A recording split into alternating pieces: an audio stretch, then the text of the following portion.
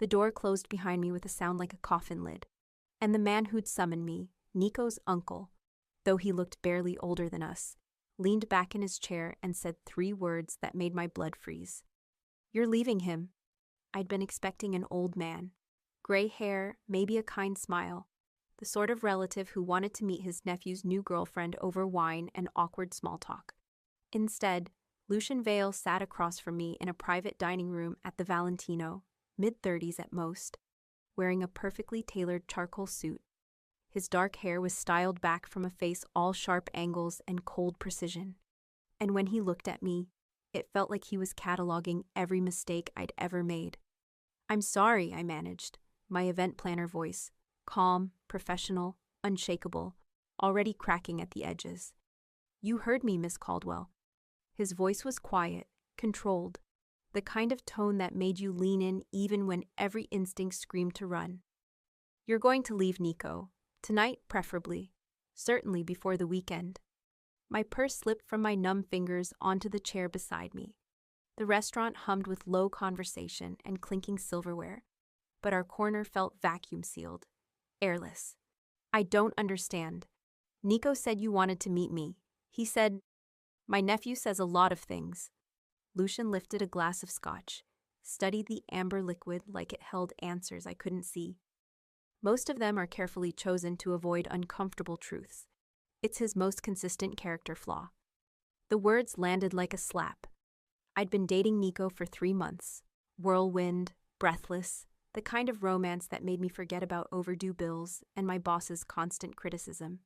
He was charming, generous, always showing up with flowers or reservations at places I couldn't afford. He made me feel seen in a way my job never did. If this is some kind of test— "It's not a test." Lucian set down his glass with precise care. "It's a requirement. You're going to end your relationship with Nico, and then you're going to be seen with me, publicly, at the kind of events where people notice and remember." The room tilted. I gripped the edge of the table, my carefully manicured nails, done because Nico liked them, digging into the white tablecloth. "That's insane. You can't just order me to—" "I can." He leaned forward slightly, and I caught the scent of expensive cologne and something darker underneath, like smoke and secrets. "And you will, unless you want to be responsible for what happens to Nico when he fails to meet certain family expectations." My throat closed. "What are you talking about?" "You're an event planner, Miss Caldwell. You work for Hartley and Associates in Manhattan. You're good at your job, better than your boss gives you credit for, but you're struggling. Medical bills for your brother's physical therapy. Rent on a Queens apartment that eats half your paycheck. You're 1 bad month from financial crisis." Ice flooded my veins. "How do you— I know everything about the people who come into my nephew's life." His dark eyes never left mine, unblinking, relentless, especially when they represent a complication he can't afford. "I'm not a complication." The words came out sharper than I intended, fear transmuting into anger. "I'm a person, Nico's girlfriend. You're a problem." He said it so calmly, like he was commenting on the weather. "Nico has responsibilities, obligations that were set long before you walked into his life. Your continued presence jeopardizes his ability to meet those obligations. That puts him in a very dangerous position." I stared at him, trying to process the casual cruelty in his tone. "You're threatening him, your own nephew." "I'm explaining reality." Lucian tilted his head slightly, studying me with an intensity that made heat crawl up my neck, despite the ice in my veins. "Nico was never supposed to get this involved with you. It was meant to be casual, forgettable. Instead, he's talking about introducing you to the entire family, making you a permanent fixture. That level of attachment is unacceptable." "Why?" My voice cracked. "Because I'm not good enough for your family? Not rich enough? Not connected enough?" "Because he has other commitments." The words were clipped, final. "Commitments that cannot be broken or ignored. Your relationship threatens those commitments, which means it threatens him." A waiter appeared with appetizers neither of us had ordered. Lucian waited until he'd left, the silence stretching like a wire pulled taut. When he spoke again, his voice had dropped even lower. "Here's what's going to happen. You're going to end things with Nico tonight. You'll tell him it's not working, that you're not ready for something serious, whatever story lets him save face. Then you're going to be seen with me, my heart slammed against my ribs. Excuse me. At events, dinners, fundraisers. The circles that matter need to believe you were never Nico's in any way that counts. That you were... He paused, choosing his words with surgical precision. A brief distraction before you met someone more appropriate to your ambitions. You. The word tasted like ashes. Me. He picked up his scotch again, took a slow sip. It rewrites the story. Nico was simply introducing a talented event planner to his uncle. Anything else was wishful thinking on his part. No misunderstanding, no broken promises, no reason for anyone to question his judgment or loyalty. I stared at him, my mind racing through the implications. And if I refuse, then Nico pays the price for his mistakes. The temperature in his voice dropped 20 degrees. I've kept him alive and protected despite his talent for stepping in messes he doesn't understand. I won't let him destroy himself over a relationship that should never have progressed this far. If you refuse to walk away cleanly, I'll make sure he understands the consequences of defying family expectations permanently. The threat hung in the air between us, crystal clear. You'd hurt him. My voice came out barely above a whisper. I'd do what's necessary to protect my family's interests. Lucian's expression remained impassive, but his knuckles whitened slightly around his glass, which includes teaching Nico that some lines cannot be crossed without cost. He's young, reckless, and he clearly hasn't explained to you what being part of this family actually means. Then explain it to me, I forced the words out through clenched teeth.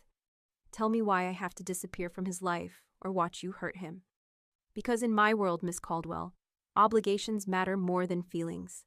Nico has responsibilities he was born into, agreements made before he was old enough to understand them. Your presence disrupts those agreements. It makes him a liability. He set down his glass with a soft click. And liabilities in my business don't survive long. I thought of Nico's laugh, his easy smile, the way he'd held my hand last week and talked about taking me to Sicily. Had he known even then that this was coming? Had he seen his uncle watching, calculating, preparing to tear us apart? How long, I asked. How long would I have to pretend to be yours? Long enough for the story to set. Long enough for Nico to move on and remember his priorities. He pulled out his phone, tapped something, then turned the screen toward me. This is your brother's current medical debt. This is his therapy schedule for the next 6 months. The numbers made my stomach clench. I'd been juggling payment plans, using credit cards, drowning slowly in interest rates, while my boss threatened my job security weekly. This is the account I'll deposit funds into tomorrow morning if you agree to my terms. Another tap, and a bank routing number appeared. Enough to clear everything and cover his care for the next year, plus a monthly retainer for your consulting services. It was too much money. More than I'd make in 6 months at Hartley & Associates. You're buying me, the words tasted bitter. I'm solving a problem while ensuring you're compensated for the inconvenience. Lucian leaned back, his dark eyes never leaving mine. You're good at reading rooms, Miss Caldwell. You've spent years watching people at events, learning who holds power and how they use it. That skill is valuable. I'm offering to pay you what you're worth while protecting Nico from his own poor judgment. He wasn't wrong.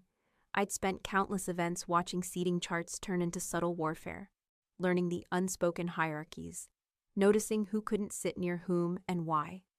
It was the part of my job I was best at, the part my boss ignored while taking credit for my crisis management. What about Nico? I hated how my voice cracked on his name. What happens to him if I agree? He lives his life. He learns to be more careful about the consequences of his choices. He eventually understands that this was a mercy. Lucian's expression softened almost imperceptibly. And he stays safe, which is more than he'll manage if he continues down this path. A phone buzzed. Lucian glanced at it, his jaw tightening fractionally, the first crack in his perfect control. We're out of time, Miss Caldwell. There's a fundraiser this weekend that requires my attendance. You need to decide now whether you walk in on my arm or whether I spend the next week teaching Nico a lesson he won't forget. My hands were shaking. I pressed them flat against my thighs, trying to think past the roaring in my ears. 3 months ago, I'd been invisible, competent but overlooked, drowning in debt, watching other people live the lives I planned for them. Then Nico had walked into Hartley's offices for a consultation, and suddenly I'd felt like someone worth noticing. Now his uncle was threatening to hurt him unless I disappeared. But this man, this cold, dangerous man who'd dissected my life like a surgeon, was offering me something else. Not love or honesty, but leverage, money, a way out of the debt that kept me awake at night, a chance to be more than the assistant who fixed problems while someone else took credit. I want conditions. My voice steadied. If I'm going to do this, I need guarantees. Something flashed across Lucian's face. Surprise, maybe, or respect. Name them. My family stays completely out of this. Whatever world you and Nico operate in, my mother and brother never get touched by it. Ever. I met his gaze and held it, even though it felt like staring into deep water. And I won't lie for you to the police or do anything explicitly illegal. I'll plan your events, I'll be seen with you, but I'm not covering up crimes. Reasonable, he nodded once. Anything else? Nico doesn't get hurt. Not now, not later, not as punishment for something I did or didn't do. My voice hardened. You're forcing me into this by threatening him. Fine. But the deal only works if he stays safe. Completely safe. Lucian studied me for a long moment, and I could feel him recalculating, adjusting whatever assessment he'd made when I walked through the door. Agreed. As long as you hold up your end, Nico remains untouched. It was a trap dressed as a negotiation, but it was still better than watching someone I cared about get hurt because of me. One more thing. I picked up my purse with hands that had finally stopped shaking. I break up with Nico myself. Not over text, not through you. He gets to see my face when I tell him it's over. Tonight, Lucian stood, buttoning his suit jacket with practiced ease. Before you lose your nerve, I'm not losing anything. I stood too, forcing myself to meet his eyes even though he had several inches on me. I'm making a choice, the only choice you've given me. Lucian's mouth curved in what might have been approval. I'll have my driver take you to Nico's apartment. You'll have 1 hour to end things cleanly. Then we're attending a preview showing at the Mercer Gallery. Very public, very visible, very much the kind of place where stories start. He moved around the table, and suddenly he was close enough that I could see the fine lines at the corners of his eyes, the silver threading through his dark hair at the temples. Young, but not as young as I'd first thought. Weathered by something that went deeper than years. One last thing, Miss Caldwell. His voice dropped even lower, intimate in a way that sent heat curling through my stomach despite everything. When we're in public, you'll call me Lucian, and you'll look at me the way a woman looks at a man she's chosen, not one she's been forced to accept. Can you do that? I thought of every high-pressure event I'd ever salvaged, every smile I'd forced through exhaustion and condescension, every time I'd made people believe I was calm when I was drowning. I'm very good at my job, I said quietly. Even the parts that aren't in the official description. Something dangerous flickered in his eyes. Good. Because in my world, Miss Caldwell, bad performances have consequences you don't want to discover. He opened the door, and I walked through it into a life I hadn't chosen but couldn't refuse. The coffin lid, I realized, had closed the moment I agreed to meet Nico's uncle. I just hadn't known yet that I was being buried alive. Nico's apartment was in Chelsea. All exposed brick and floor-to-ceiling windows that probably cost a fortune. I'd always assumed he had family money. Now I understood it was something darker. He opened the door with that smile I'd fallen for 3 months ago, already reaching for me. Arya, hey, I wasn't expecting you until later. Uncle Lucian didn't keep you too long, did he? I told him to go easy on the interrogation. I stepped inside but didn't move into his arms. His smile faltered. We need to talk. That sounds ominous. He tried for lightness, but I could see the tension in his shoulders now. Did he scare you? Because I promise, he's not as bad as he seems. He just takes the protective uncle thing seriously. Nico. My voice came out flat, dead. I can't do this anymore. The color drained from his face. What? Arya, whatever he said. He didn't have to say much. I wrapped my arms around myself, suddenly cold despite the warmth of the apartment. You have obligations, family things I don't understand and apparently can't be part of. And I can't keep dating someone who comes with that kind of complication. No. He crossed to me in 2 strides, reaching for my hands. No, whatever he told you, we can figure it out. I can talk to him, make him understand. Understand what? I pulled away, and the hurt in his eyes nearly broke my resolve. That you want to keep seeing me even though it puts you in danger, even though your family doesn't approve. I don't care what they approve. But his voice cracked on the lie. Arya, I love you. These past 3 months have been wonderful, I forced the words out. But they're not real. Not in the way that matters. You have a life I can't be part of, and I have problems I need to handle on my own. This was always going to end. Better now than later. He stared at me, and I watched him cycle through denial, anger, desperation. Finally, he landed on something that looked like broken understanding. He got to you, threatened you somehow. What did he say?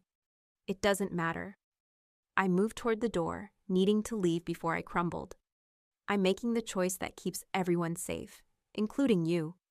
Arya? I'm sorry, Nico. I looked back at him one last time, memorizing the pain in his face so I'd remember what Lucian Vale's control cost. I really am. I left before he could stop me, before I could change my mind. Lucian's driver was waiting outside, leaning against a black sedan like he had all the time in the world. He opened the door without a word, and I slid into the back seat where Lucian sat reviewing something on his phone. It's done, I said. He glanced up, those dark eyes scanning my face with clinical precision. You're crying. I touched my cheek, found it wet. I just broke up with someone I cared about because his uncle threatened to hurt him. What did you expect? Composure. But he handed me a handkerchief from his pocket. Actual cloth, monogrammed. You have 20 minutes to fix your face before we arrive at the gallery. I wanted to throw it back at him. Instead, I pressed it to my eyes and tried to breathe. He'll be fine, Lucian said quietly. Better than fine, once he remembers what's actually important. You mean once he remembers to be afraid of you? Fear is just another form of protection, Miss Caldwell. He returned to his phone. Sometimes the people we love need to be protected from themselves. I didn't answer. There was nothing to say that wouldn't sound like I was trying to convince myself this was the right choice. The Mercer Gallery was everything I expected. Sleek, expensive, full of people who spoke in low-cultured tones about art I didn't understand. Lucian's hand settled at the small of my back as we entered, warm through the thin fabric of my dress. I fought the urge to pull away. Smile, he murmured near my ear. You're supposed to be enjoying yourself. I'm supposed to be selling a lie, I corrected. But I smiled anyway. Professional, practiced. The same smile I used at events when clients were being difficult. His fingers pressed slightly firmer against my spine. Better, but less customer service, more genuine interest. Think of it as a performance piece. I'm an event planner, not an actress. Tonight you're both. He guided me toward a cluster of well-dressed people near a massive abstract painting. The couple on the left are the Hendersons, old money, new anxieties about their son's startup failing. The woman in red is Veronica Hank, venture capitalist, recently divorced, looking for her next investment. Or husband, preferably both. I blinked. How do you? I pay attention. His thumb traced a small circle against my back, casual, possessive. Now watch how they look at you, at us. He was right. As we approached, I saw the flicker of interest, the quick assessment. Veronica Hank's gaze moved from Lucian's face to mine, lingering on where his hand rested, calculating the nature of our relationship. Lucian? She extended her hand, bangles clinking musically. I didn't know you were seeing anyone. Neither did I until recently. His tone carried just enough warmth to sound genuine. Veronica, this is Arya Caldwell. She's an event planner with Hartley & Associates, brilliant at reading what people need before they know to ask for it. I shook her hand, recognizing the test immediately. She was waiting to see if I'd defer to Lucian, let him do all the talking, prove myself to be decorative rather than substantial. It's a survival skill in my industry, I said. though I'm finding it translates surprisingly well to gallery openings. For instance, you've glanced at your phone 3 times in the past minute, which means you're either expecting an important call or avoiding someone currently in this room. Veronica's perfectly shaped eyebrows rose. The latter. My ex-husband's new girlfriend is near the sculpture garden, and I'm not ready for that particular conversation. Then might I suggest the contemporary wing? I gestured subtly toward a corridor to our right. Less foot traffic, better art anyway, and an exit that leads directly to the parking level if you need it. She laughed, surprised and genuine. I like her, Lucian. Where have you been hiding her? I haven't. His hand shifted slightly on my back, a movement that felt almost like approval. I'm just fortunate she agreed to tolerate my company. Smart woman. Veronica's gaze sharpened on me. Call me next week.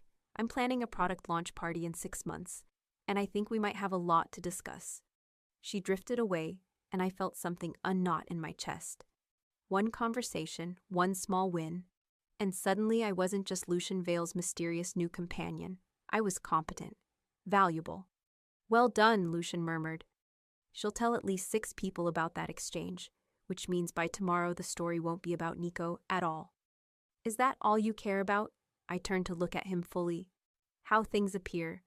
In my world, appearances are everything. His dark eyes held mine. But I was also genuinely impressed. You read her in seconds and gave her exactly what she needed without making it obvious you were helping. It's my job.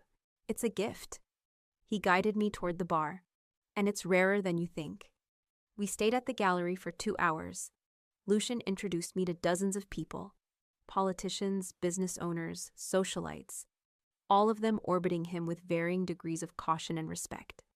I watched the way conversations shifted when he spoke, how people chose their words carefully, how his quietest statements carried the most weight. This wasn't just wealth or influence, this was power, and I was being positioned as someone who stood beside it. You're staring, I said during a rare moment alone near a photography exhibit. I'm observing. He handed me a glass of champagne. You're better at this than I expected. Disappointed I'm not falling apart. Intrigued that you're adapting. He studied me with that unnerving focus. Most people I've brought into my world either crumble under pressure or try too hard to prove themselves. You're doing neither. Maybe I'm just good at hiding how terrified I am. Maybe, his mouth curved slightly. Or maybe you're realizing you're capable of more than serving coffee and fixing seating charts for people who don't appreciate your talent. The words hit closer than I wanted to admit. How many times had I swallowed feedback from my boss, nodded through criticism I didn't deserve, made myself smaller so clients would feel bigger? Your phone has buzzed 4 times in the past hour, I said, deflecting. Important business? Always. But he didn't reach for it. Nothing that can't wait. I find that hard to believe. You strike me as someone who makes everyone wait for you, not the other way around. Perceptive. He moved slightly closer, and I caught that scent again. Cologne and smoke and something darker. But tonight, the priority is making sure everyone here sees us, remembers us, connects us in their minds as a unit, not as 2 separate people who happen to arrive together. We're building a story, I said slowly, understanding clicking into place. You're not just introducing me around. You're creating a narrative that erases Nico completely. Now you're thinking strategically. His voice dropped lower. In my business, Miss Caldwell, the story people believe is often more important than the truth. And what story are we telling? His gaze traveled over my face, lingering on my mouth for just a moment too long. That I met someone unexpected. Someone who doesn't come from my world but understands it instinctively. Someone who challenges me in ways I didn't anticipate. Heat bloomed in my chest, unwanted and inconvenient. That's a fiction. Is it? He lifted one hand, brushed a strand of hair behind my ear with fingers that were surprisingly gentle. You negotiated with me tonight when most people would have just obeyed. You set conditions. You demanded protection for Nico, even when I was using him as leverage against you. That's not fiction, Arya. That's who you are. It was the first time he'd used my first name. The intimacy of it sent electricity down my spine. We should leave, he said, voice rough. We've been seen enough for one night. His driver took us back to my apartment in Queens, a jarring contrast to the gallery's sleek elegance. The hallway smelled like someone's burnt dinner, and the elevator was broken again. "You don't have to walk me." "Up," I said, as Lucian followed me toward the stairs. I wasn't asking permission. We climbed 3 flights in silence. At my door, I fumbled with my keys, hyper-aware of him behind me in the narrow hallway. "Thank you," I said stiffly. "For the evening, for keeping your word about Nico. The night's not over yet." He leaned against the door frame as I opened the door, his expression unreadable. "I need you to do something for me tomorrow." My stomach dropped. "What?" "There's a charity gala at the Carlisle. One of my hotels is hosting, which means I'm expected to attend and be charming to donors." His mouth twisted slightly on the word charming. "I need you there as my date and as a consultant. The event coordinator they hired is competent but uninspired, and there's a potential problem with the seating arrangements." "What kind of problem?" "The kind that could result in a very public, very ugly confrontation between 2 families who need to maintain the appearance of civility." He pulled out his phone, showed me a digital seating chart. "Tell me what you see." I studied it, my brain automatically shifting into work mode. It took less than 30 seconds to spot the issue. "Table 7. You've got the Moretti representative seated directly across from someone named Sal Russo. And based on the spacing, they'll be making eye contact all night." "And why is that a problem?" "Because you've put enemies at the same table." I looked up at him. "Or at minimum, people who have serious bad blood. The way they're positioned, every time one of them reaches for their wine, the other will notice. Every conversation will feel like a challenge. By dessert, someone's going to say something that can't be unsaid." Lucian's expression shifted into something that looked almost like satisfaction. "The coordinator insisted this arrangement was fine, that I was being paranoid." "Then she doesn't understand how people work." I zoomed in on the chart. "You need to split them completely. Put Moretti at table 3 near the stage. It's a power position, so he won't feel demoted. Move Russo to table 9 in the back, but near the bar. He'll be too busy networking to notice he's been repositioned, and neither of them will have to stare at each other all night." "That's exactly what I thought." He pocketed his phone. "But I need you there tomorrow night to make sure nothing else is about to explode, and to handle any last-minute problems that arise. I have work tomorrow, my actual job. Call in sick." His tone left no room for argument. "I'll pay you triple your weekly salary for one night's work, and I'll make sure Hartley & Associates gets a very generous contract for future events at my properties, with you specifically named as the lead planner." I stared at him. That kind of contract would change everything. My boss would have to take me seriously. I'd have leverage, security, maybe even a path to starting my own company eventually. "This is bribery," I said. "This is business." He straightened, and suddenly the narrow hallway felt even smaller. "You have a skill I need. I'm compensating you appropriately. What happens at Hartley is simply a consequence of me recognizing talent your employer has been wasting." He was right. I hated that he was right. "Fine," I crossed my arms. "But I'm there as a consultant, not as your arm candy. If I see problems, I fix them. I don't stand around smiling while disasters unfold." "I wouldn't dream of stopping you." Something flickered in his dark eyes. "In fact, I'm counting on it." He turned to leave, then paused at the top of the stairs. "One more thing. Tomorrow wear something that makes you feel powerful. Not sexy, not delicate. Powerful. You're walking into a room full of people who will try to categorize and dismiss you. Don't let them. Why do you care what they think of me? Because you're mine now." The possessiveness in his voice sent heat coiling through my stomach. "And I don't tolerate people underestimating what belongs to me." He disappeared down the stairs before I could respond. I stood in my doorway, my heart racing, my mind spinning. 12 hours ago, I'd been Nico's girlfriend, struggling to keep my head above water. Now I was Lucian Vales. What? Fake girlfriend, consultant, pawn? I didn't have words for what I'd become. But as I locked my door and kicked off my heels, I couldn't shake the memory of his hand on my back, his thumb tracing that small, deliberate circle, or the way he'd looked at me when I'd read Veronica Hank like an open book, like I was something dangerous he hadn't expected to find, like I was already more than I'd been this morning. I should have been terrified. Instead, I picked up my phone and called in sick for tomorrow. My hands steady, my voice calm. The coffin lid had closed. But maybe I was the one holding the nails. The Carlisle glittered like a jewel box, all crystal chandeliers and gilt edges. I arrived 2 hours before guests, my tablet loaded with the updated seating chart and a list of potential disasters Lucian's team had flagged. The event coordinator, a woman named Patricia with silver hair and the kind of condescending smile I knew intimately, looked up from her clipboard as I walked in. "And you are?" "Aria Caldwell. Mr. Vale asked me to consult on the final arrangements." I kept my voice pleasant, professional. "I've reviewed the seating chart and have some adjustments that need to be implemented before guests arrive." Her smile tightened. "I've been coordinating events at the Carlisle for 15 years.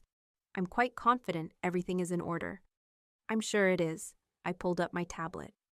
"But Mr. Vale specifically requested that Table 7 be reconfigured. The current arrangement creates some uncomfortable sightlines. Mr. Vale approved my layout 3 days ago. And now he's asked for changes." I met her gaze steadily. "We can make this collaborative, or I can call him directly. Your choice." She looked like she wanted to argue, but something in my expression must have convinced her I wasn't bluffing. "Fine. What changes?" We spent the next hour reworking the floor plan. Patricia thawed slightly when she realized I actually knew what I was doing, that I wasn't just some girlfriend playing at having opinions. "You're good at this," she admitted grudgingly as we repositioned the Rousseau table. "Where did you train?" "On my feet mostly." I adjusted the angle of a centerpiece. "Trial by fire at a midtown agency where mistakes get you fired." "Hartley and Associates." She nodded. "I know them. Decent work, but they burn through junior staff like kindling." "Tell me about it." She almost smiled. "Well, if you ever want to freelance, I could use someone with your eye for political landmines. The Carlisle hosts these kinds of events constantly, and I can't be the only one who sees the disasters coming." It was an olive branch I hadn't expected. "I'll think about it." "Do." She glanced toward the entrance, where staff were beginning final preparations. "And fair warning, tonight's guest list includes some Caldera family associates. They're usually well-behaved, but there's been some tension lately with certain other guests. Keep your eyes open." My stomach dropped. "Caldera? Big Italian family. Import-export business, or that's what they call it." Patricia's voice dropped. "Between you and me, everyone knows they're connected. But their money's good and they don't cause trouble at events, so we don't ask questions." I nodded, trying to keep my expression neutral while my mind raced. Lucian had mentioned obligations, family expectations, responsibilities Nico couldn't ignore. But he'd never mentioned specific names. Who were the Calderas? And why did the name make my instincts scream danger? Guests began arriving at 7. I stood near the entrance in a black dress that Patricia had called perfect. Intimidating but not trying too hard, watching the room fill with New York's elite. Lucian arrived at 7:15, and the energy shifted immediately. Conversations paused. People angled their bodies toward him, tracking his movement through the space, like flowers following the sun. He found me within seconds. "Miss Caldwell." His hand settled at my waist, warm and possessive. "Patricia tells me you've been invaluable. I did what you asked." I was hyper-aware of eyes on us, assessing, judging. "The room is configured to minimize conflict, but there's something you should know." "Later." His grip tightened slightly. "Right now, I need you to smile and let me introduce you to some people who matter." The next hour was a blur of names and faces. Lucian moved through the crowd with ruthless efficiency, and I stayed at his side, watching the way he controlled conversations with nothing more than strategic silence and perfectly timed questions. But I also watched the other guests. The way certain men tensed when Lucian approached. The way women's smiles turned sharp when they looked at me. The subtle hierarchies, the careful distances people maintained. And I noticed the family near table 12. They were loud in a room full of carefully modulated voices. The older man, silver-haired, expensive suit, face weathered by something harder than age, held court like a king granting audiences. The younger men around him laughed too enthusiastically at his jokes, and the woman beside him, late 20s, beautiful in a way that looked both effortless and completely calculated, surveyed the room with cool, assessing eyes. When those eyes landed on Lucian, Something flickered across her face. Recognition. Surprise. And then she looked at me, and her expression went completely cold. "Lucian," I said quietly, "who is that?" He didn't need to look. "That's Dario Caldera, and his daughter, Bianca." The name hit like a physical blow. "Caldera," Patricia mentioned them. "I'm sure she did." His hand moved to the small of my back, pressing firmly. "Stay close to me tonight, Arya, and whatever happens, don't engage with them directly." "Why? What?" "Mr. Vale." A smooth, accented voice cut through my question. "What a pleasure to see you here." Dario Caldera had crossed the room with surprising speed for a man his size. Up close, I could see the calculation in his dark eyes, the way he assessed Lucian like a general studying an opponent's formation. "Dario," Lucian's voice was perfectly neutral. "I didn't realize you'd be attending tonight." "A last-minute decision. My daughter convinced me it would be good for business relationships." Dario's gaze slid to me, lingering just long enough to feel intrusive. "And who is this lovely young woman?" "Arya Caldwell." Lucian's hand pressed harder against my spine. "She's consulting on tonight's event." "Consultant." Dario's smile didn't reach his eyes. "How modern. Though I must say, she looks familiar." "Have we met before, Miss Caldwell?" My mouth went dry. "I don't think so." Perhaps at another event." His attention shifted back to Lucian. "We should talk sometime soon. There are some business matters that require discussion, matters involving family." "I'm always available for legitimate business conversations." The emphasis on legitimate was subtle but unmistakable. Dario's smile sharpened. "Of course, legitimate. I'll have my people reach out to yours." He drifted away, but I could feel the weight of his attention still on us. And when I glanced toward table 12, Bianca was staring directly at me with an expression that made my blood run cold. "Lucian," my voice came out tight. "What just happened?" "Nothing you need to worry about." But his jaw was tight, and I could feel tension radiating through his hand on my back. "Let's get some air." He guided me toward a balcony that overlooked the city, the sounds of the gala muffled by heavy glass doors. The night air was cool against my overheated skin. "You need to tell me what's going on." I pulled, away from his touch, needing space to think. "The Calderas," Dario asking about family matters, his daughter looking at me like she wants me dead. "This isn't just business rivalry, is it? It's complicated." "Then uncomplicate it." I spun to face him. "You dragged me into your world, threatened Nico, made me break up with him to protect him from some vague danger. I've played along, smiled, let you parade me around like I'm yours. The least you can do is tell me what I'm actually involved in." Lucian was silent for a long moment, his dark eyes searching my face. Finally, he spoke. "Nico was engaged to Bianca Caldera." The world tilted sideways. "What?" "It was arranged years ago. A formal agreement between our families to maintain peace and strengthen certain business alliances." His voice was carefully controlled, but I could hear the tension underneath. "Nico agreed to it when he was younger, before he understood what it really meant." My lungs forgot how to work. "Engaged." "He was engaged. To her." "Yes. And you knew." The words came out flat, dead. "When you sat across from me at the Valentino and told me to leave him, you knew he had a fiancée." "I knew." "You let me think." I pressed my hands to my temples, trying to process through the roaring in my ears. "You made me believe I was the problem, that I was jeopardizing his safety just by existing. You threatened to hurt him unless I disappeared. And the whole time, he was lying to you." Lucian's voice cut through my spiral. "He started a relationship with you while engaged to another woman. He made you the other woman without your knowledge or consent." "Don't." I held up a hand, fury and humiliation burning through my chest. "Don't you dare try to make this about protecting me. You manipulated me. You used my feelings for Nico and my fear for his safety to control me. I did what was necessary to prevent a war." He stepped closer and I backed away.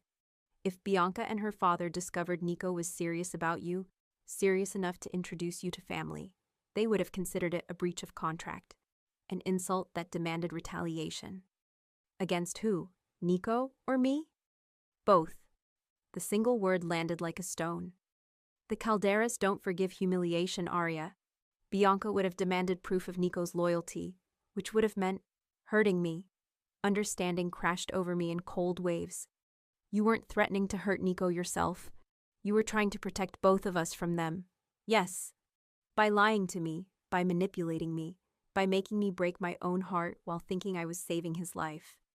I laughed, and it sounded broken even to my own ears. And now I'm standing here at a gala, being stared at by his actual fiancé, wondering how much danger I'm in because you decided I couldn't handle the truth. I made a calculated decision. You made a decision for me. I cut him off, my voice shaking with rage. Just like Nico did when he pursued me, without mentioning Bianca. You both decided I was too fragile or too stupid to make informed choices about my own life. Lucian's expression darkened. That's not— Then what is it? I demanded. Because from where I'm standing, you're just another man who thinks he knows what's best for me without bothering to ask what I want. What you wanted was going to get you killed. His control cracked, voice rising. You wanted to keep dating a man who was already promised to a mafia princess. You wanted love and normalcy in a world where those things don't exist. I gave you a way out that kept you breathing. You gave me a prettier cage. The words felt like they were being ripped out of me. And you made me thank you for it. The balcony door opened. Patricia stuck her head out, her expression tight. Mr. Vale, I'm sorry to interrupt, but we have a situation inside. Lucian's mask slammed back into place. What kind of situation? The Moretti representative just arrived. Early, and he's already at the bar getting loud about the Russo family. Her gaze flicked to me. We need damage control now, or this is going to explode. I looked at Lucian, at the cold calculation already reforming in his eyes as he shifted from the man who'd just admitted to manipulating me into the businessman who controlled chaos for a living. Go, I said. Handle your situation. Arya, I said go. I turned back to the railing, gripping it hard enough to hurt. I'll be here when you're done. We're not finished talking. He hesitated, and I could feel him weighing the crisis inside against the one he'd just created out here. Finally, he moved toward the door. Don't do anything reckless, he said. I didn't answer. The door closed behind him, and I was alone with the city lights and the wreckage of the past week. Nico had lied. Lucian had lied. And I'd been so desperate to matter to someone that I'd let both of them shape my choices without ever giving me the full picture. Behind me, the door opened again. You must be the famous Arya. I turned to find Bianca Caldera on the balcony, closing the door behind her with deliberate care. Up close, she was even more striking. Dark hair perfectly styled, a red dress that probably cost more than my monthly rent, and eyes that held cold, sharp intelligence. I don't think we've been introduced, I said carefully. No need for formalities. She leaned against the railing beside me, too close for comfort. I know exactly who you are. My fiancé's little distraction. My stomach dropped. I didn't know about you, not until tonight. I believe you. She pulled out a cigarette, lit it with a silver lighter. Nico has always been good at compartmentalizing. It's how he survives in our world, by keeping different parts of his life separate, so he doesn't have to face uncomfortable truths. If you knew about me, why didn't I do anything? She blew out smoke, watching it dissipate into the night. Because I was curious. Nico has had flings before, but he's never been stupid enough to introduce one to Lucian. That made you different. Worth investigating. And what did you find? That you're smarter than I expected. Prettier too, which must drive Lucian crazy. Her smile was sharp as glass. He likes to control things, you see. And you're the kind of variable that's hard to predict. I'm not a variable. I'm a person who got caught in the middle of something I didn't understand. And now you do understand, she turned to face me fully. So what are you going to do about it? What do you mean? You've been played by two men who think they're protecting you while actually protecting themselves. Bianca's voice was conversational, almost friendly. Nico gets to keep his engagement and his family standing. Lucian gets to prevent a war while adding a talented consultant to his arsenal. And you? You get to be the good girl who sacrifices her own agency for everyone else's benefit. Every word landed like a carefully placed blade. Unless, she continued, you decide to stop being a pawn and start being a player. What are you offering? Information. She pulled something from her purse, a small USB drive. Everything you need to know about the Vale Caldera Alliance. The contracts, the money, the bodies buried to keep the peace. And most importantly, proof of who's been undermining that peace from the inside. My heart hammered. Why would you give me that? Because I'm tired of playing nice while men make decisions that affect my life without consulting me. Her eyes glittered in the city lights. And because I think you and I want the same thing, to stop being managed and start having real power. You want me to betray Lucian. I want you to have leverage. She pressed the drive into my hand. What you do with it is your choice. But at least it'll be an informed choice this time, not one made because you only know half the story. Inside, I could hear raised voices. The Moretti situation was escalating. I have to go, Bianca said, smoothing her dress. But think about what I said, Arya. You're good at reading rooms, at seeing problems before they explode. That skill is wasted protecting men who lie to you. Imagine what you could do if you used it for yourself. She disappeared back inside, leaving me alone with the drive burning cold in my palm. I found Lucian 20 minutes later, standing near the bar with Patricia and 2 security guards. The Moretti representative was gone, presumably escorted out, but the damage was done. Half the room was buzzing with speculation. It's handled, he said when he saw me. His gaze dropped to my hand. What's that? I'd meant to hide it. Instead, I held up the USB drive. A gift from your nephew's fiancé. His expression went very, very still. What did she say to you? That I'm smarter than expected. That I'm a variable you can't control. I met his eyes. That I deserve to know the whole truth about what I'm involved in, not just the version you think I can handle. Arya, is there a traitor? I asked quietly. Someone undermining the Vale Caldera Alliance from the inside? The muscle in his jaw ticked. Where did you... Is there? Yes. The word came out tight. We've suspected for months that someone close to both families has been feeding information to rivals, trying to destabilize the peace, but we haven't been able to identify them. And you didn't tell me because the less you knew, the safer you were. He reached for the drive, but I pulled back. Bianca giving you that as a test, Arya. She's trying to see if you'll use it against me. Or maybe she's trying to see if I'm smart enough to use it for myself. I slipped the drive into my purse. Either way, I'm done being protected from information that affects my life. If you look at what's on that drive, then I'll finally understand what I'm actually dealing with. I kept my voice low, conscious of the eyes still on us. You want me to trust you, to keep playing the role of your partner? Then stop treating me like I'm made of glass. Lucian stared at me for a long moment.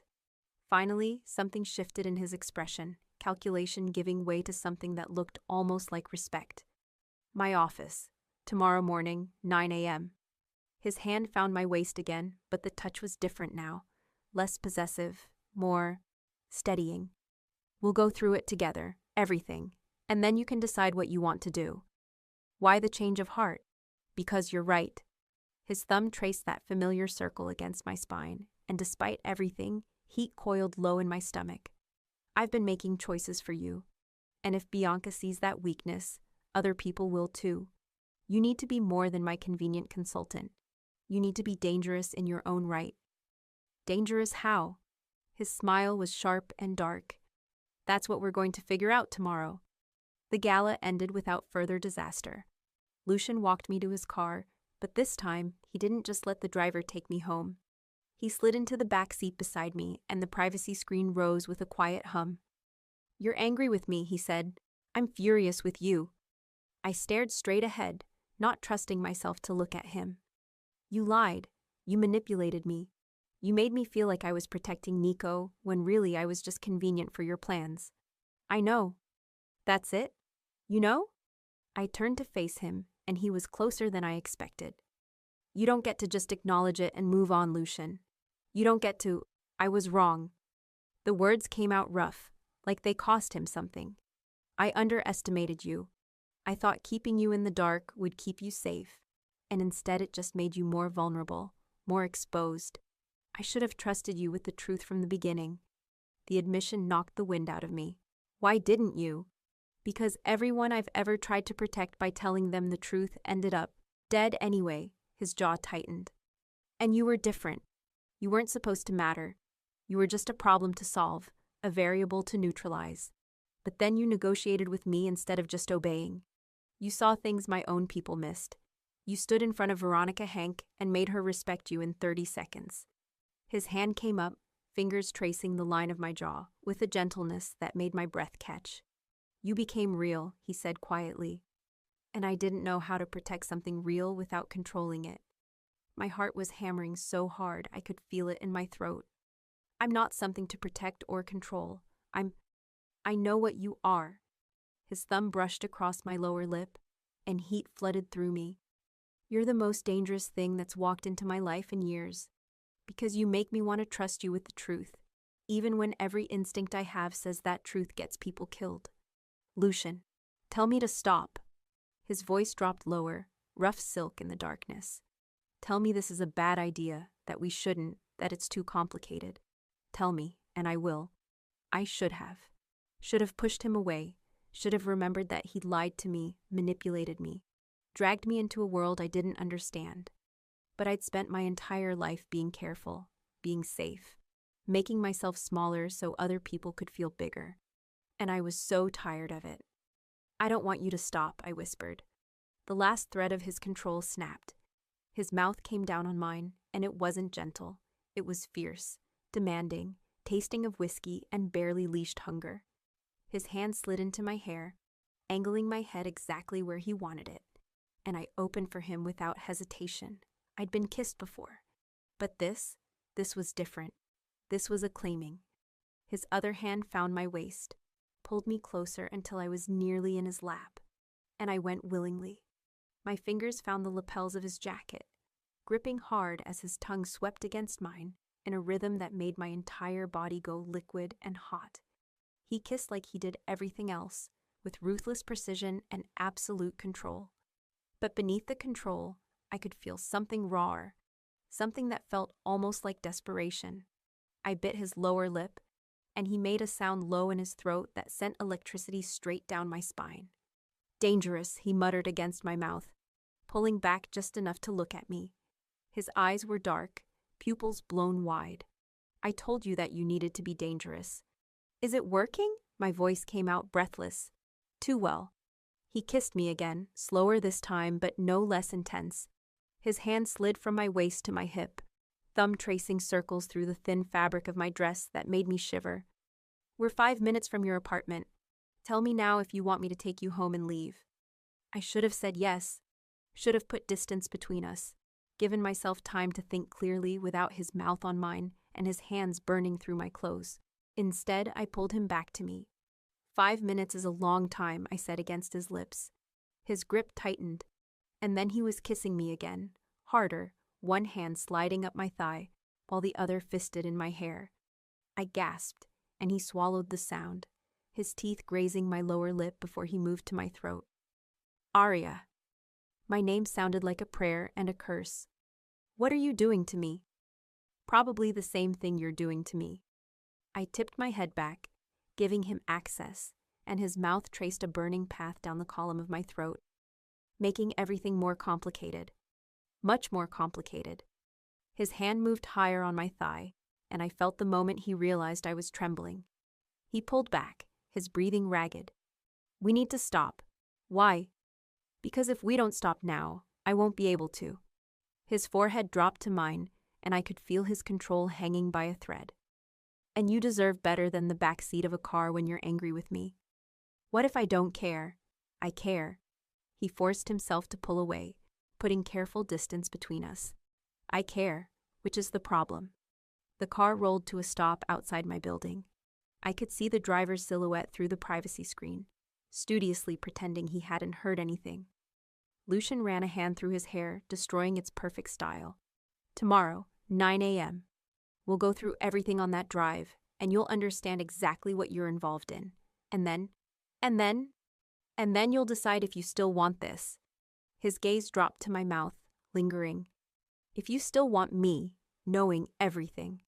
I reached for the door handle, my entire body still humming from his touch. What if I already know what I want? Then prove it tomorrow, his voice was rough. Show me you can be my partner in this world, not just someone I'm trying to keep safe. Show me you can be as dangerous as I need you to be. I stepped out of the car, my legs unsteady, and looked back at him. You better not lie to me again. I won't. The promise in his voice was absolute. No more secrets, no more half-truths. Tomorrow you get everything. I walked into my building without looking back, but I could feel him watching until I disappeared inside. In my apartment, I pressed my fingers to my still tingling lips and tried to catch my breath. Everything had changed. Nico had been safe, comfortable, a fantasy that asked nothing of me except to be smaller, sweeter, less complicated. Lucian was dangerous, demanding, a reality that required me to be more than I'd ever allowed myself to be. And God help me, I wanted it. I wanted the danger, the challenge, the fierce certainty in his eyes when he'd said I was dangerous too. I pulled out the USB drive and stared at it. Tomorrow I'd learn the truth, all of it, and then I'd decide what kind of woman I wanted to become. But tonight I let myself remember the taste of his mouth and the feeling of being wanted not despite my sharp edges, but because of them. I didn't sleep. Instead, I sat at my kitchen table with my laptop open, scrolling through file after file on Bianca's USB drive. By 3 a.m., I understood why Lucian had wanted to keep me in the dark. The Vale-Caldera alliance wasn't just about peace between families. It was a carefully constructed web of contracts, territories, and blood debts, going back 30 years. The engagement between Nico and Bianca wasn't romantic. It was a merger, complete with financial incentives and penalty clauses that would bankrupt whichever family broke the agreement first. But that wasn't what made my blood run cold. It was the pattern I found in the financial records. Shipments that disappeared, payments that went to shell companies, information leaks that always seemed to benefit a third party, a family called the Volkoffs, who'd been trying to move into New York territory for years. Someone was feeding them intelligence, someone with access to both Vale and Caldera operations. And based on the timing of the leaks, that someone had started their betrayal right around the time Nico met me. I made notes, cross-referenced dates, built a timeline. By dawn, I had a theory. By 8:30, I was standing outside Lucian's office building in Midtown, the USB drive and my laptop in my bag, wearing the black suit I saved for job interviews and funerals. Patricia had been right. If I was going to walk into rooms full of people who wanted to dismiss me, I needed to look like someone who couldn't be dismissed. Lucian's assistant, a sharp-eyed woman in her 40s named Grace, looked up when I entered. "Miss Caldwell, Mr. Vale is expecting you." She led me through a door into an office that was all dark wood and floor-to-ceiling windows overlooking the city. Lucian stood at those windows, phone to his ear, speaking in rapid Italian. When he saw me, he ended the call immediately. "You're early." His gaze traveled over me, lingering on the suit, and something heated flickered in his expression. "And you look like you're here to negotiate a hostile takeover." "Maybe I am." I set my bag on his desk. "We need to talk about what's on this drive." I had my people working on it all night. He moved to the desk, pulled up files on his computer. "Bianca gave you everything: contracts, financial records, communications logs, more than she should have had access to. Which means either she stole it from her father, or he gave it to her knowing she'd give it to me." I pulled out my laptop, opened my timeline. Either way, it's a test. They want to see what I'll do with it. "And what will you do with it?" I turned my screen so he could see. "I'm going to tell you who's been betraying both families, and then you're going to decide if you trust me enough to let me help you stop them." Lucian went very still. "You found the traitor." "I found a pattern." I walked him through it, the shipments, the payments, the timing. Whoever it is has access to both Vale and Caldera operations. They're high enough up to know details about meetings, territory disputes, and financial arrangements. And they started leaking information right around the time Nico met me. "You think this is connected to you?" "I think someone saw an opportunity." I pulled up another file. "Nico dating me created tension, not enough to break the engagement, but enough to create uncertainty. Uncertainty makes people sloppy. makes them focus on the wrong threats while the real threat moves in the shadows. Lucian studied the timeline, his expression unreadable. Finally, he looked up at me. Who do you think it is? I have a theory, but I need you to tell me if I'm right. I met his gaze. Who in your family has been pushing you to end the Caldera alliance? Who keeps suggesting that the engagement is more trouble than it's worth? His jaw tightened. My consigliere, Thomas Brennan. He's been with our family for 20 years. And he has access to everything. I pulled up financial records. Look at these payments. They're routed through 3 shell companies, but they all trace back to accounts he controls. He's been selling you out to the Volkovs for at least 6 months, maybe longer. That's not possible, but doubt crept into his voice. Thomas has been loyal since before I took over. He was my father's most trusted advisor, which makes him the perfect traitor. I turned my laptop so he could see the evidence laid out. No one would suspect him. No one would question his access. And when the Volkovs finally make their move, when both your family and the Calderas are too busy fighting each other to notice, he'll already have positioned himself to broker the peace, probably with a very lucrative consulting arrangement. Lucian braced his hands on the desk, staring at the screen. I watched him process it, saw the moment acceptance settled over his features. You're sure about this? It wasn't a question. I'm sure about the pattern. I'm sure about the money trail. I closed my laptop. But you're the one who knows him. You're the one who has to decide if I'm right. He was quiet for a long moment. Finally, he pulled out his phone, made a call. Grace, set up a meeting. Everyone. Conference room. 1 hour. He paused. Yes, including Thomas. He ended the call and looked at me. You realize what you've just done? I've given you information that might save your family. I kept my voice steady despite my racing heart.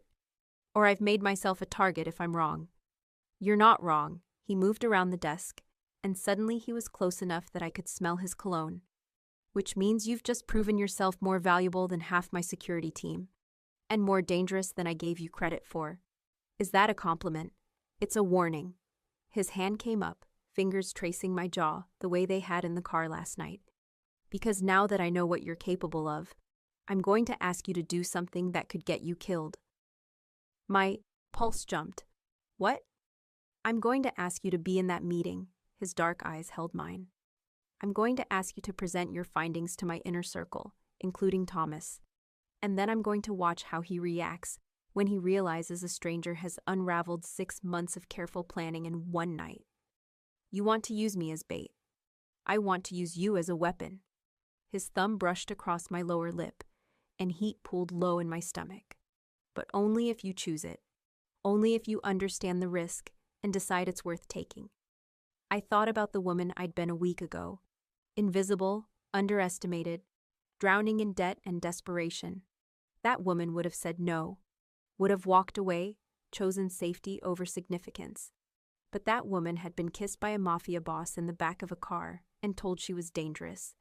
That woman had spent all night finding patterns in financial records and building a case that could save lives. That woman didn't exist anymore. I'll do it, I said, but on one condition. Name it. After this is done, after we deal with Thomas, you treat me like a real partner, not a consultant, not someone you're keeping safe. A partner who gets a say in decisions, who knows the risks before walking into them. I held his gaze. No more secrets. No more half-truths. If I'm going to be in your world, I'm in it completely, or not at all. Something shifted in his expression, surprise giving way to something hotter, more intense. You have no idea what you're asking for. Then explain it to me. I stepped closer, closing the distance between us. Show me exactly what being your partner means. For a moment, I thought he might kiss me again. His gaze dropped to my mouth, and the air between us turned electric. But then he stepped back, and I could see the effort it took. After the meeting, his voice was rough. After we deal with Thomas and you're safe, then I'll show you everything. Promise. I promise. He straightened his tie, the mask of control sliding back into place. Now let's go find out if your theory is right. The conference room was all glass and steel, with a view that probably cost more than most people's houses. 6 men sat around the table when we entered. Lucian's inner circle, each of them watching me with varying degrees of suspicion and curiosity. Thomas Brennan sat at the far end. Silver-haired, distinguished. The kind of man who looked like he belonged in boardrooms and country clubs. He smiled when he saw me, warm and avuncular. Lucian. And this must be Miss Caldwell, Thomas Brennan. He extended his hand across the table. I've heard wonderful things about your work at the Carlisle last night. I shook his hand, noting the firm grip, the steady eye contact. Thank you, it was an eventful evening. I imagine so, given the guest list. He settled back in his chair. Though I admit, I'm curious why you've asked her to join us for this meeting. These discussions are usually family only. Miss Caldwell has earned a seat at this table. Lucian moved to the head of the room, and I followed, setting up my laptop. She spent last night reviewing some financial records that Bianca Caldera provided. Records that revealed some concerning patterns. The energy in the room shifted. Several men leaned forward. Thomas remained perfectly still, but I saw his knuckles whiten slightly around his coffee cup. What kind of patterns? One of the other men asked. Marco, if I remembered Lucian's brief introduction correctly. The kind that suggests someone in this organization has been feeding information to the Volkovs. Lucian's voice was cold, controlled. Someone with access to both our operations and Caldera intelligence. Someone who's been systematically undermining the alliance for months. Silence. That's a serious accusation, Thomas said carefully. Do you have proof? Miss Caldwell, Lucian gestured to me. Show them what you found. This was it. The moment where I either proved my value or painted a target on my back. I pulled up the first file. 6 months ago, a shipment disappeared from the Port Newark facility. The official story was that it was stolen by an independent crew, but the timing was too precise. They knew exactly when security would be light, exactly which container to hit. I clicked to the next slide. 4 months ago, a Caldera meeting location was leaked to a rival family hours before it was scheduled. The Calderas blamed internal security, but the leak came from an IP address that traces back to a Vale-controlled building. Another slide. 3 months ago, both families lost personnel in what looked like unrelated incidents. But both hits were carried out by Volkov contractors, and both were funded through shell companies that connect back to someone in this room.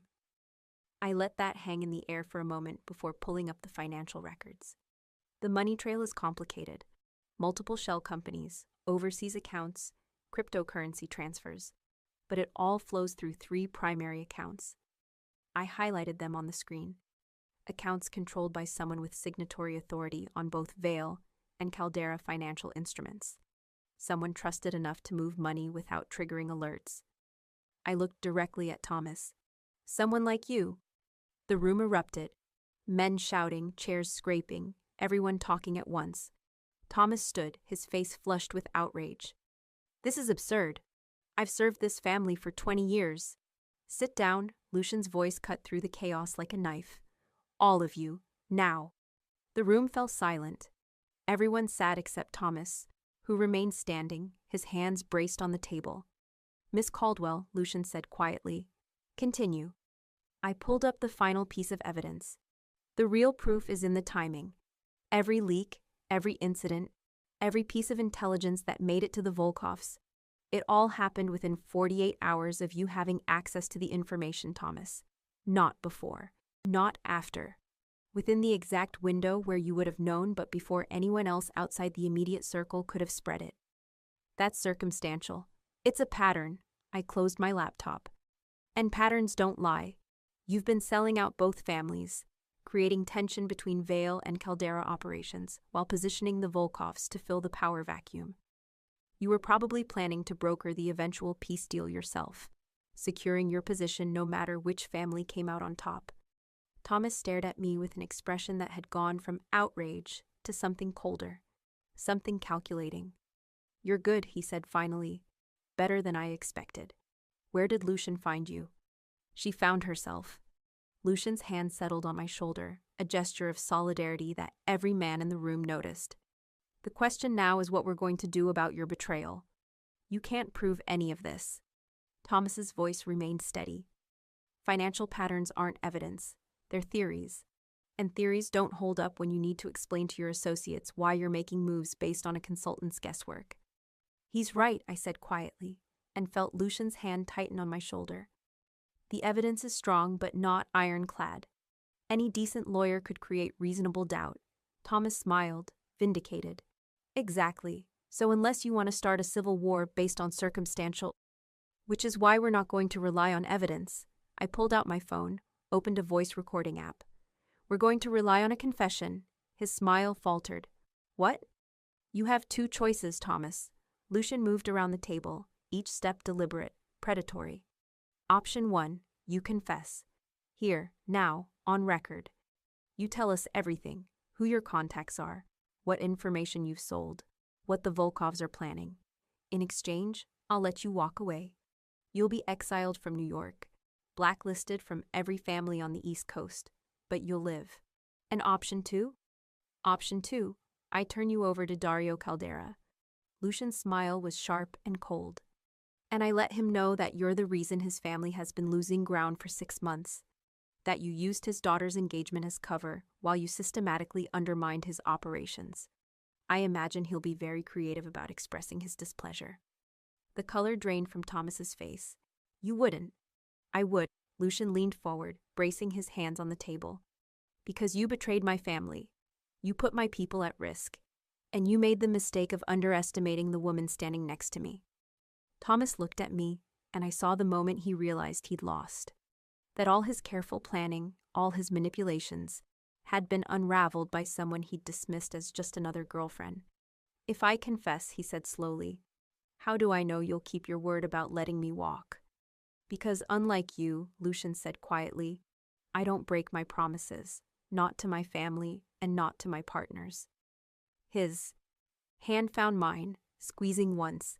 Thomas sat down heavily, looked around the table at men who'd been his colleagues for years, who were now looking at him like he was already dead. Fine, he said finally. Start recording. I'll tell you everything. 2 hours later, I stood on the rooftop of Lucian's building, my hands shaking with adrenaline and delayed shock. Thomas's confession had been comprehensive. Names, dates, payment structures, future plans the Volkovs had been counting on.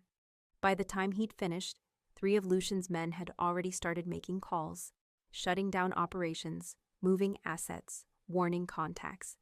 The damage Thomas had done would take months to fully repair, but at least now they knew what they were dealing with. The rooftop door opened. Lucian stepped out, 2 glasses of whiskey in his hands. You did well in there, he handed me one. Better than well. You were magnificent. I was terrified. I took a long drink, feeling the burn steady my nerves. What if I'd been wrong? What if the pattern hadn't held up? But you weren't wrong, and it did. He moved to stand beside me at the railing. You saved both families from a war they didn't even know was coming. That's not nothing, Arya. What happens now to Thomas? He leaves New York tonight. My people will make sure he gets on a plane and never comes back. Lucian's expression was grim. He's lucky I'm keeping my word. Lucky you were here to remind me that mercy has its place. What about the Volkovs? They're a problem for another day. He turned to face me fully. Right now, I'm more interested in talking about you. My pulse jumped. What about me? You proved yourself today. Not just to me, but to my entire inner circle. You walked into a room full of dangerous men and took control of it. You made them listen, made them believe. His hand came up, tucking a strand of hair behind my ear. You were everything I told you you could be. Dangerous? Unstoppable. His voice dropped lower. And I meant what I said in there, about partners, about not breaking promises. Show me, the words came out breathless. You said after the meeting, you'd show me what being your partner means. So show me. He set down his glass with careful precision. Are you sure? Because once you step fully into my world, Arya, there's no going back. You'll see things you can't unsee, know things you can't unknow, and people will see you as mine, which makes you a target. I'm already a target. I moved closer, closing the distance between us. The moment Bianca gave me that drive, the moment I walked into your meeting, I became visible, noticeable, someone who matters in your world. You always mattered. But now everyone knows it. I set down my own glass. So stop trying to protect me from the consequences of my own choices. Stop trying to keep me safe when safe means invisible. He studied me for a long moment, and I could see the war happening behind his dark eyes. The part of him that wanted to control, to protect, to keep me at arm's length, warring with the part that wanted something else entirely. Finally, the wanting won. He pulled me to him, and this kiss was different from the one in the car. That had been heated, urgent, born of anger and revelation. This was slower, deeper. A claiming that felt like a promise. His hand slid into my hair, angling my head exactly where he wanted it.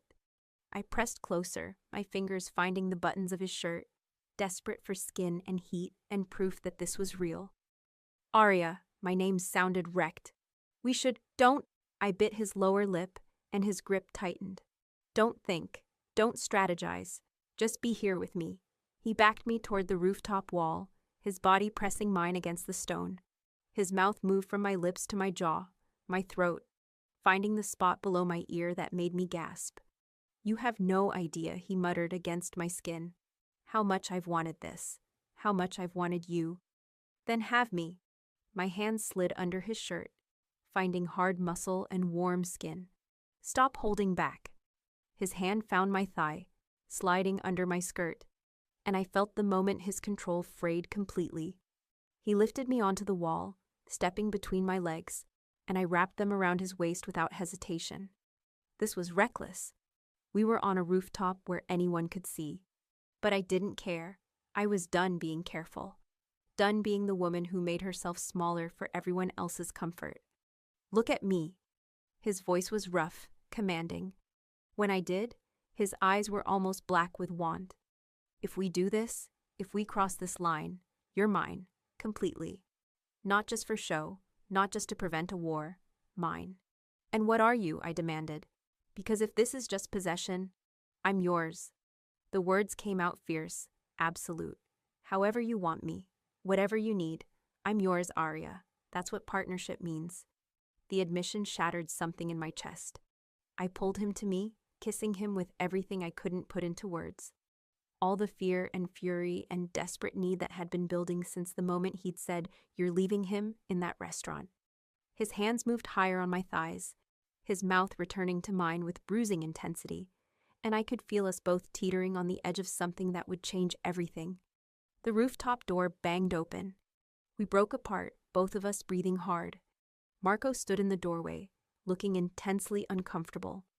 Boss, sorry to interrupt, but we have a situation. Dario Caldera is here. He wants to talk. Now. Lucian swore under his breath in Italian. Set me carefully back on my feet, his hands lingering on my waist. Give us 5 minutes. Marco disappeared. Lucian turned back to me, and I could see the effort it took him to reassemble his control. This isn't over, he said. No. I smoothed my skirt, my hands still shaking. It's not. Can you handle meeting with Dario after everything today? I thought about it. Thought about the man who'd looked at me at the gala like I was a problem to be solved. Thought about his daughter who'd tested me and found me worth her time. Yes, I buttoned his shirt with steady fingers.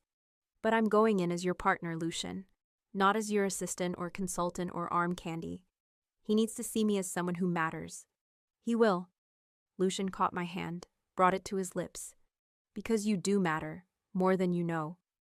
Dario Caldera sat in Lucian's office like he owned it, a glass of scotch in one hand, and Bianca beside him looking cool and composed. Lucian, Miss Caldwell. Dario's gaze moved between us, noting our still flushed faces and rumpled appearances with a knowing smile. I hope we're not interrupting anything important. Nothing that can't be finished later. Lucian moved behind his desk, and I took the chair beside him, an equal position, not across the desk like a petitioner. What brings you here, Dario? A business proposition. He set down his glass. It seems we have a mutual friend, Thomas Brennan. Or rather, we had one, before Miss Caldwell exposed his interesting side ventures. My stomach dropped. You knew. My daughter has excellent instincts about who to trust with sensitive information. Dario's smile widened. When she gave you that drive, She did so, knowing that if you were as clever as she suspected, you'd find the pattern she'd already noticed. And if you weren't, well, no real loss. We had suspicions, Dario said, but no proof. You got us a confession on record. That's something neither of us could have done without showing our hand. Bianca met my eyes across the desk, her expression unreadable. You passed the test, Arya. Congratulations. This was all a test? Lucian's voice was dangerously quiet. Call it verification. Dario leaned back. For months, I've suspected someone was playing both our families. But I couldn't prove it without creating suspicion on my own side. Then Nico's unfortunate situation presented an opportunity. You used me. The words came out flat. I gave you leverage, Bianca corrected. And you used it brilliantly. You exposed a traitor, proved your value to Lucian's organization, and positioned yourself as someone both families have to take seriously. That's not being used. That's being strategic. She's right, Lucian said quietly. And now we're in an interesting position. Both families owe Miss Caldwell a debt. She saved us from a war we were walking into blind.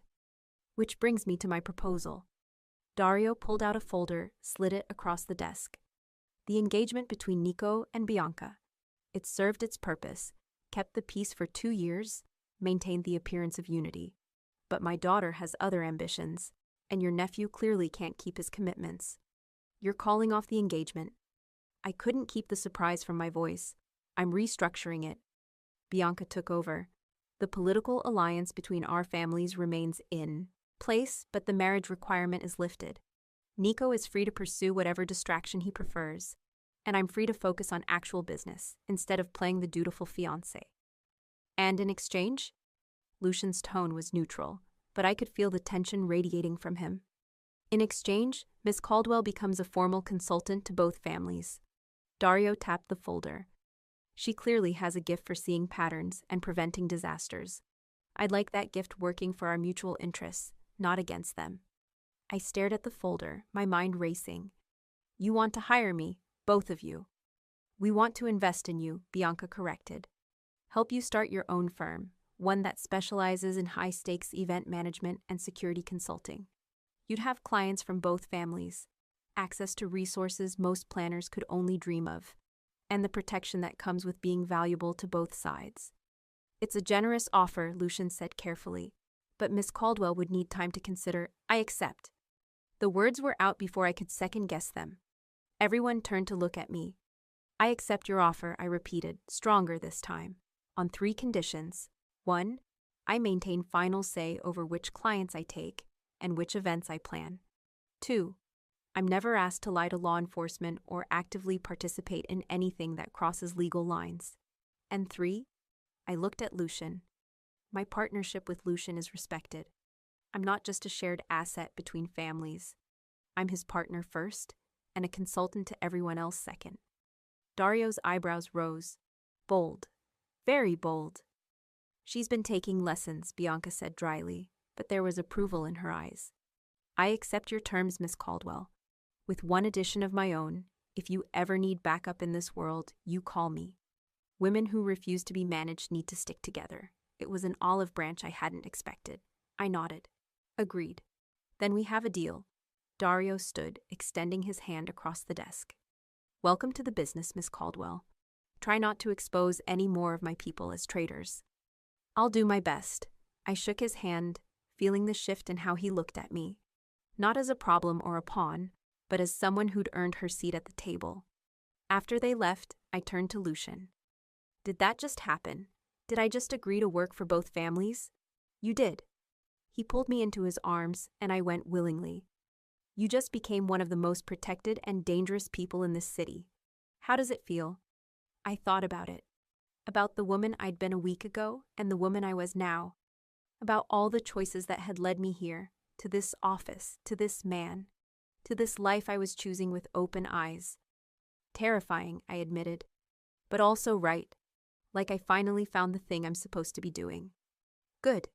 He kissed my forehead, then my temple, then the corner of my mouth.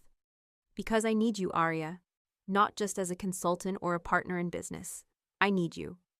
Then have me. I pulled back enough to meet his eyes.